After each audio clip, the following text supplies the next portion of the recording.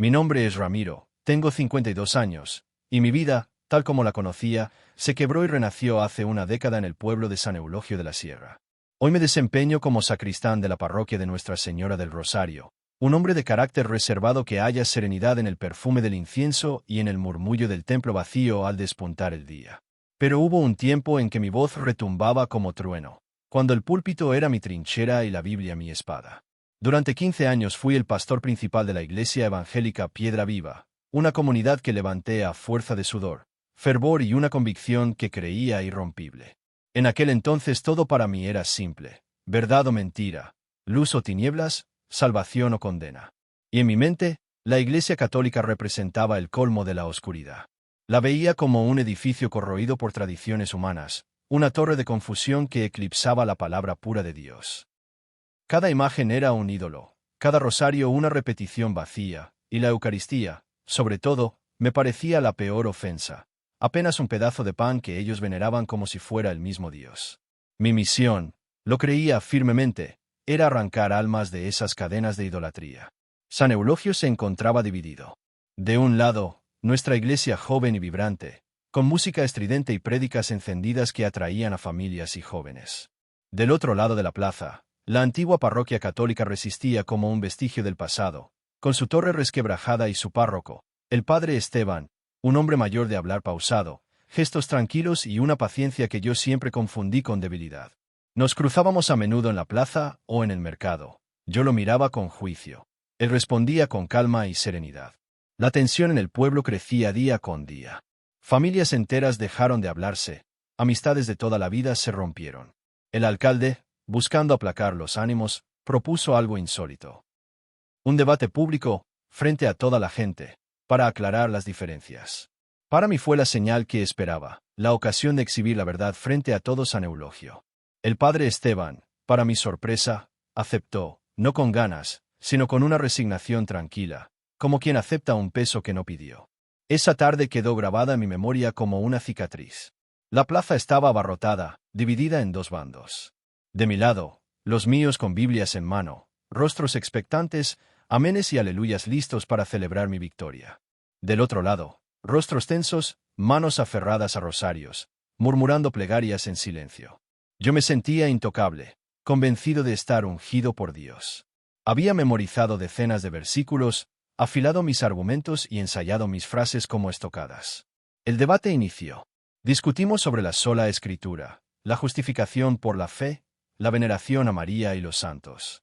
Yo lanzaba citas bíblicas con la rapidez de un soldado descargando su rifle. El padre Esteban contestaba despacio, con frases sencillas, apelando a la tradición, a la historia, al amor de una madre. Lo veía titubear, lo sentía contra las cuerdas. Mis seguidores aplaudían cada frase mía, alimentándome la rabia que yo confundía con celo santo. Y entonces llegamos al punto clave, la Eucaristía. Padre, dije, con voz envenenada de falso respeto, ¿usted de verdad cree que ese trozo de pan que levanta en la misa es literalmente el cuerpo de Jesucristo? Su respuesta fue serena, pero firme como un muro. No, hijo, no creo que lo sea. Sé que lo es. Es el misterio más grande de nuestra fe. Aquella convicción sencilla me enfureció.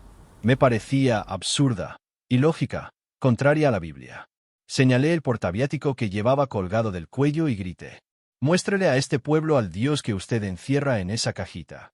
El sacerdote retrocedió un paso y abrazó el copón contra su pecho. «Por favor, Ramiro, no lo hagas. Esto es sagrado». Su súplica fue gasolina para mi ira. «Ruggie, no hay nada sagrado en la idolatría». Y cegado por el orgullo, lo despojé con violencia del copón. Las hostias consagradas cayeron al suelo, esparciéndose sobre el polvo de la plaza. La mitad de la multitud lanzó un grito ahogado, la otra mitad enmudeció. El padre Esteban quedó petrificado, con un dolor tan profundo en el rostro que parecía atravesado por un puñal. Yo, sordo y ciego, levanté el pie. «Esto no es más que pan», clamé aplastando una hostia. «Esto es idolatría», aplasté otra. «Aquí no hay nada». Cuando levanté la mirada, encontré los ojos del sacerdote. No había odio en ellos, ni rencor, solo una tristeza inmensa, una compasión que me desarmó por dentro. Él cayó de rodillas y, temblando, recogió una a una las formas del suelo como si fueran joyas rotas. Esa imagen se incrustó en mí como fuego, un anciano recogiendo con ternura lo que yo había destruido con desprecio. Salí de la plaza con el corazón helado, sintiendo cientos de miradas clavadas en mi espalda. Esa noche no pude dormir. La escena del padre Esteban arrodillado me perseguía sin tregua. Una semana después de aquel debate comenzó mi calvario. Primero fue una tos seca que atribuía al cansancio. Luego la fiebre, una fiebre baja que me dejaba empapado en sudor cada noche. Insistía en que era una simple gripe, pero no lo era. La tos se volvió un suplicio, como si respirara sobre cristales molidos. Cada inhalación era una batalla, y pronto me resultó imposible siquiera levantarme de la cama. Sentía una presión brutal en el pecho, como si la misma bota con la que había pisoteado las hostias estuviera oprimiendo mi esternón, aplastando mis pulmones. Mi esposa, desesperada, llamó a una ambulancia. El trayecto al hospital fue un infierno de luces parpadeantes y sensación de ahogo. El diagnóstico fue devastador: neumonía bilateral aguda, una infección feroz devorando mis pulmones. De inmediato me trasladaron a la unidad de cuidados intensivos. Allí mi mundo se redujo a pitidos de máquinas, a la frialdad metálica de la cama y a la humillación de un tubo insertado en mi garganta para que un ventilador respirara por mí. Estaba atrapado, consciente, pero impotente. El pastor altivo que había sido quedó reducido a un hombre débil, atemorizado, enfrentado a la muerte. Mi oración sonaba hueca. Las palabras que había repetido durante años eran ahora un eco vacío. En las noches interminables de la UCI, con la fiebre devorándome, las imágenes del debate volvían como dagas.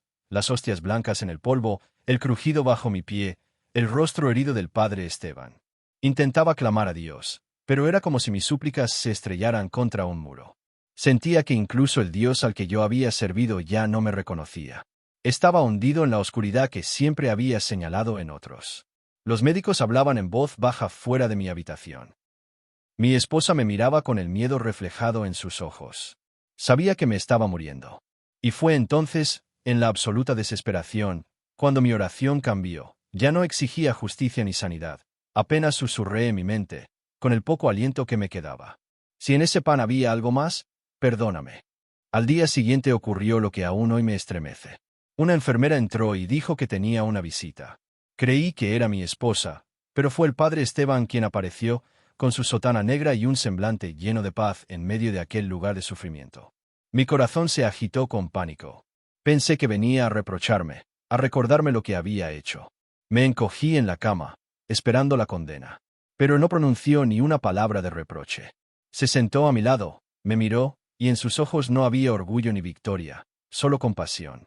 He estado rezando por ti, Ramiro, dijo suavemente. Las lágrimas se deslizaron por mis sienes. No podía hablar, pero lloraba en silencio.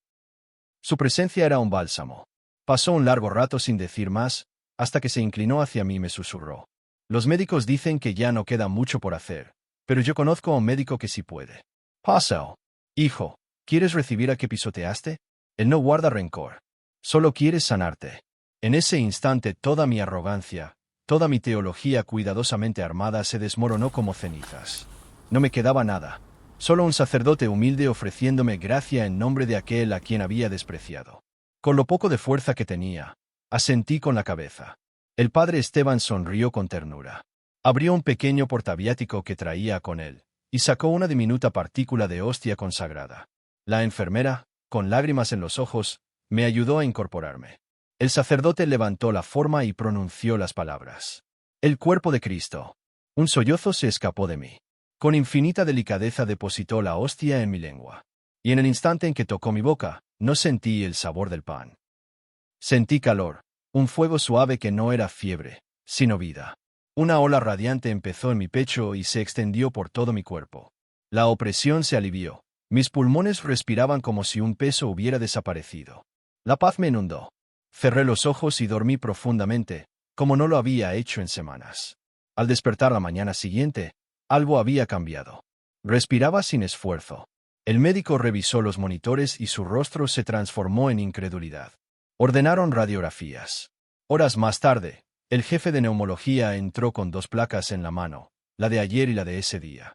Señor Ramiro, me dijo sacudiendo la cabeza, ayer sus pulmones estaban destrozados. Hoy están prácticamente limpios. Esto no tiene explicación médica. Llámelo como quiera, pero yo lo llamo un milagro. Lloré. Lloré como nunca. No eran lágrimas de alivio solamente. Eran de gratitud, de arrepentimiento, de asombro. Supe con certeza que no había sido un fármaco ni un tratamiento. Había sido él. El mismo a quien yo había pisoteado me había devuelto la vida. Mi recuperación fue rápida e inexplicable. En 2 días salí de la UCI. A la semana, me dieron el alta. Pero el hombre que salió de ese hospital ya no era el pastor Ramiro. Era un hombre nuevo, humilde y quebrantado, con una sola pregunta en el corazón: ¿cómo agradecer este don? Lo primero que hice fue buscar al padre Esteban. Lo hallé en la sacristía, acomodando paños con sencillez. Al verme, sonrió. Yo caí de rodillas, pidiéndole perdón entre sollozos. Él me levantó y me abrazó. No es a mí a quien debes pedir perdón, me dijo. Él ya lo hizo. Bienvenido a casa. La conversión fue un camino duro. Perdí casi todo lo que había construido. Mi esposa no soportó lo que consideró una traición y pidió el divorcio. Mi congregación me repudió, llamándome apóstata y Judas. Mis amigos se alejaron. Perdí casa, salario e identidad. Pero gané algo infinitamente más grande, la verdad. Comencé el catecumenado. Yo, el que se había creído maestro de la Escritura, me sentaba al fondo como un alumno, escuchando con humildad. Cada dogma que antes ridiculizaba se revelaba como un tesoro. La Virgen María, a quien había despreciado, se convirtió en la madre que me sostenía en la soledad. El rosario, que taché de repetición vana, se volvió mi ancla diaria. Y la misa pasó a ser el centro de mi existencia. Cada vez que veía al sacerdote elevar la hostia, lágrimas me brotaban al recordar. Yo la pisoteé, y ella me dio la vida. La noticia de mi sanación y conversión se extendió por San Eulogio. No hubo perfumes de rosas ni titulares en periódicos. El milagro era yo, mi vida transformada. La tensión en el pueblo empezó a desvanecerse. Algunos de mi antigua comunidad, movidos por la curiosidad, se acercaron a la parroquia. Allí me veían, no en el púlpito, sino barriendo el templo, limpiando candelabros, ayudando al mismo sacerdote que había humillado. Esa imagen decía más que todos mis antiguos sermones. Los años pasaron. El padre Esteban partió al encuentro con Dios, y antes de morir me pidió que cuidara de la iglesia. Hoy lo hago. Soy Ramiro, el sacristán. Tengo el cabello encanecido, las manos endurecidas, pero el corazón en paz. Seminaristas y sacerdotes a veces vienen a escuchar mi historia. La cuento, no con orgullo, sino con un temblor reverente. Les digo cómo mi peor pecado fue la puerta que Dios usó para rescatarme. Anoche, frente a la custodia dorada en adoración, vi con claridad las 2 imágenes que marcaron mi vida: mis pies aplastando aquel cuerpo en el polvo, y ese mismo cuerpo entrando en mí para darme vida. Entonces comprendí, el verdadero milagro no fue que mis pulmones se curaran, sino que mi corazón de piedra se volviera carne. Hoy, cuando el sacerdote eleva la hostia y proclama: «Este es el Cordero de Dios que quita el pecado del mundo», yo bajo la cabeza, me golpeo el pecho y respondo desde lo más hondo de mi alma: «Señor, no soy digno de que entres en mi casa, pero una palabra tuya bastará para sanarme».